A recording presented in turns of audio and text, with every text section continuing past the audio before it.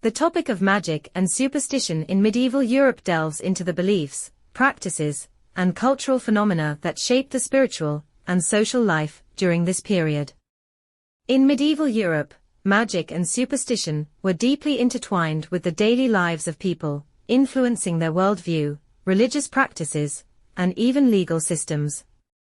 Magic in medieval Europe was seen as a means to manipulate supernatural forces to achieve specific goals, such as protection, healing, or harm. It was often categorized into two types: white magic, benevolent and protective, and black magic, malicious and harmful.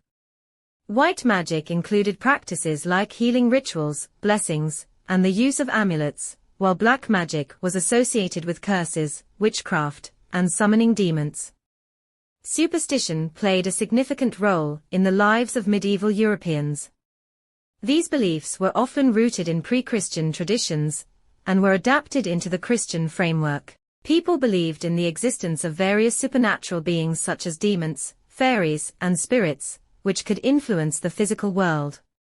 Omens, signs, and dreams were also taken seriously, as they were thought to provide insight into the future, or the will of divine or malevolent forces. Common superstitions included beliefs about the evil eye, which could bring harm through a malevolent glare, and the protective power of charms and talismans. The fear of witches, who were believed to have made pacts with the devil, led to widespread witch hunts and trials, especially in the later medieval period. The medieval church had a complex relationship with magic and superstition. On one hand, it condemned practices considered heretical or connected to paganism, such as witchcraft and necromancy. The church sought to eradicate these practices through education, inquisition, and, in extreme cases, execution. On the other hand, the church itself engaged in practices that could be seen as magical, such as the use of relics, exorcisms, and the belief in miracles. The church's stance was often inconsistent, as it attempted to distinguish between acceptable religious practices and forbidden magical ones. The distinction between magic and religion was not always clear, and many practices labeled as superstitious were deeply embedded in the local culture and difficult to eradicate. In medieval medicine, magic and superstition played a significant role. Medical practitioners often resorted to magical rituals, astrology, and the use of herbal remedies believed to have magical properties.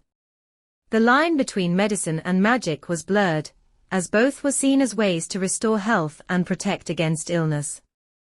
For example, certain herbs were used not only for their physical healing properties, but also because they were believed to have spiritual significance. Superstition and belief in magic also influenced medieval legal systems. Crimes such as witchcraft, heresy, and blasphemy were taken seriously and could lead to severe punishment, including execution. Witch hunts, particularly in the late medieval period, were driven by a combination of superstition, fear, and religious zeal. These events often targeted marginalized individuals, especially women, and were fueled by social, economic, and political tensions.